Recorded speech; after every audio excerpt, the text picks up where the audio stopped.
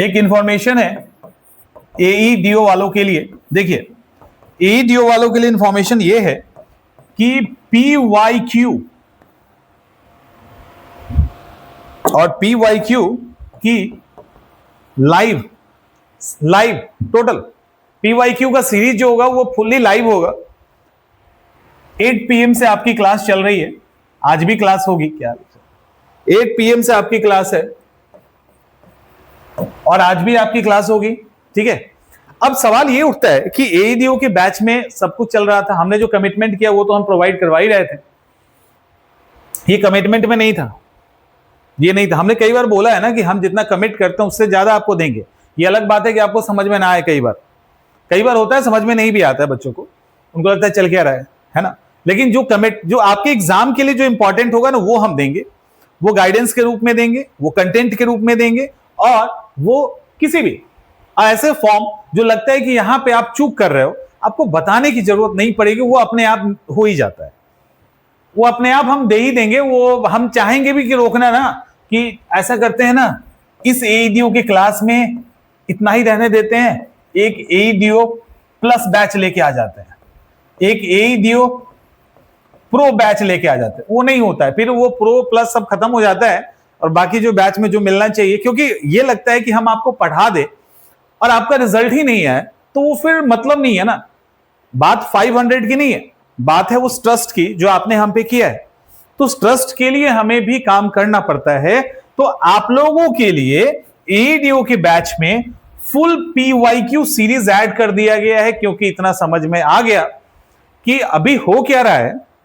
बहुत सारे ऐसे बच्चे हैं, एईडीओ का एग्जाम है, वनडे एग्जाम वाले बच्चे हैं, अब उनको उनका लेवल थोड़ा भी बढ़ा रहे हैं ना, इवन बढ़ा क्या रहे हैं, कॉन्सेप्ट बेस एक भी सवाल जा रहा है तो गड़बड़ हो जा रहा है, एकदम बुरी तरह गड़बड़ हो रहा है, एकदम से लुसेंट वाले फॉर्म में भी नहीं है, बहुत सारे ऐसी स्थिति है। तो वैसे में क्वेश्चंस गलत होने की संभावना बढ़ रही है, निगेटिव मार्किंग है। तो ऐसे में क्वेश्चन अटेम्प्ट करना, गलती नहीं करना और भी कई सारी चीजें हैं, उन सबको ठीक हम लोग पीवाईक्यू पे ही कर सकते हैं, ये हमारी मजबूरी है। आपको 50 बार पढ़ा देंगे, आप 100 बार नोट्स पढ़ लोगे, 100 बार क्लासेस देख लोगे, गलतियां जहां होनी है वो होगी ही होगी।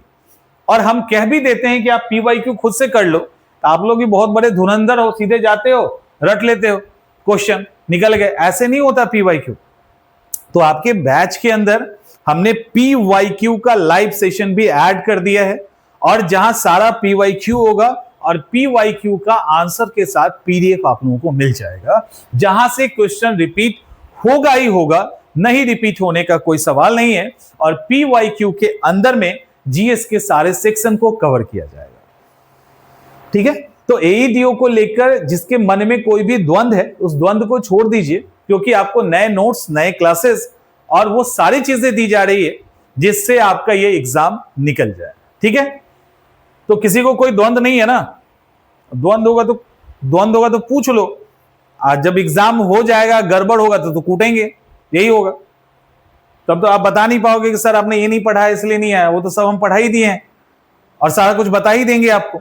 अभी क्या हुआ, 71 का एग्जाम हुआ, एक भी नहीं कह सकता कि सर आपने बताया नहीं, पढ़ाया नहीं, गाइड नहीं किया, और जो बताया, जो पढ़ाया और जैसे कहा वहां से सवाल नहीं आया। तो ये कभी हुआ ही नहीं आज तक। वो प्रीलिम्स हो या मेंस हो, फर्क ही नहीं पड़ता, क्योंकि हम आपको उस तरीके से तैयार कर देते हैं कि चाहे एग्जाम में क्वेश्चन किसी भी तरीके का है, आप मेंटली या एजुकेशन के लेवल पे आप स्ट्रांग रहते हो।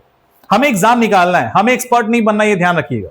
एईडीओ का एग्जाम है ना, हमें एक्सपर्ट नहीं बनना, हमें एग्जाम निकालना है। एग्जाम निकालना अलग होता है और किसी सब्जेक्ट का एक्सपर्ट होना अलग होता है। हमें सब्जेक्ट में पीएचडी नहीं करनी है, हमें जस्ट एग्जाम निकालना है। तो हमेशा फोकस रखिए, एग्जाम निकालने की रणनीति अलग होती है, उसमें मास्टरी मत करने लगना, वही गड़बड़ हो जाता है वहीं पे, वो हमें नहीं करना है और वहां से आपको रोक तो लेते ही है।